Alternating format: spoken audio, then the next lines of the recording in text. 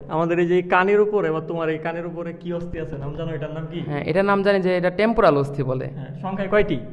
এটা জানি মানুষের দুইটি টেম্পোরাল অস্থি দুইটা থাকে। হ্যাঁ। টেম্পোরাল অস্থি আছে। তো আমার প্রশ্ন হলো, এই টেম্পোরাল অস্থিকে কেন টেম্পোরাল বলে, কলিমুদ্দি সলিমুদ্দি কেন বলে না?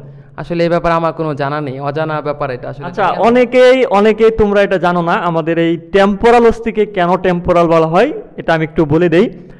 এই টেম্পোরাল কথাটা এসেছে তোমার টাইমিং থেকে, ঠিক আছে?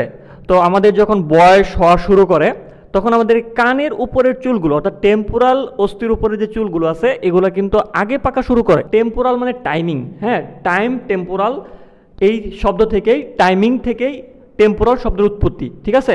তো আমরা বুঝতে পারলাম সর্বপ্রথম আমাদের যখন বয়স হওয়া শুরু করে তখন এদিকের চুলগুলা সর্বপ্রথম পাকা শুরু করে, এই সেন্স থেকেই এই টেম্পোরাল অস্থি নামকরণ করা হয়েছে। বুঝতে পারছো?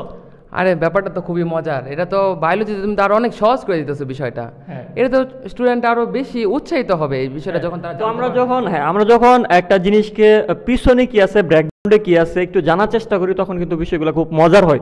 তো অন্ধভাবে টেম্পোরাল টেম্পোরাল দুইটি এরকম ভাবে না পড়ে, টেম্পোরাল কেন হইলো, কেন কানের পাশে যে অস্থিগুলো আছে তার নাম টেম্পোরাল, এটা যদি আমরা জানতে পারি, জেনে মুখস্থ করি, তখন কিন্তু বিষয়টা আমাদের বেশি ইন্টারেস্টিং লাগবে অ্যান্ড বেশি দিন মনে থাকবে।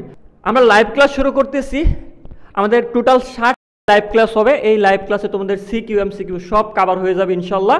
একেবারে জিরো থেকে শুরু করব আমরা, A to Z, academic to admission, আমরা টোটাল সব কিছু কভার করবো 60টা লাইভ ক্লাসে।